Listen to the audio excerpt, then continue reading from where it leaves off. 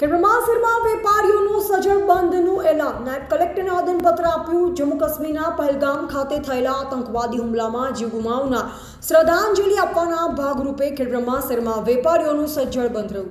સાંજે 4 કલાકે સરદાર ચોક ખાતેથી મૌન રેલી નીકળી તાલુકા સેવા સદન ખાતે પ્રાંત ઓફિસરને આવેદનપત્ર આપવામાં આવ્યું. ખેડબ્રહ્મા વેપારી મહામંડળ, વિશ્વ હિન્દુ પરિષદ, બજરંગ દળ, ભારતીય જનતા પાર્ટી ખેડબ્રહ્મા, ભારત વિકાસ પરિષદ ખેડબ્રહ્મા, વિવિધ હિન્દુ સંગઠનો દ્વારા સ્વયંભૂ બંધ રાખવા આહવાન કરવામાં આવ્યું. ખેડબ્રહ્મા શહેરના નાના મોટા તમામ વેપારીઓ દ્વારા લારી ગલ્લાઓ સ્વયંભૂ બંધના એલાનમાં જોડાયા. રિપોર્ટર જયેશ ઠાકોર સાથે શૈલેષ પટેલ, જિલ્લા બ્યુરો ચીફ, સાબરકાંઠા. જમ્મુ કાશ્મીરના પહેલગામ ખાતે પ્રવાસી હિન્દુ યાત્રાળુઓ ઉપર આતંકવાદીઓએ નિર્મમ હત્યા કરી જે હુમલો કર્યો છે તેના વિરુદ્ધમાં ખેડબ્રહ્મા નગર આજે સ્વૈચ્છિક બંધ પાડ્યો છે અને પ્રાંત અધિકારીને તેના સંદર્ભમાં આતંકવાદીઓને કડકમાં કડક સજા થાય તે માટે આવેદનપત્ર આપ્યું છે.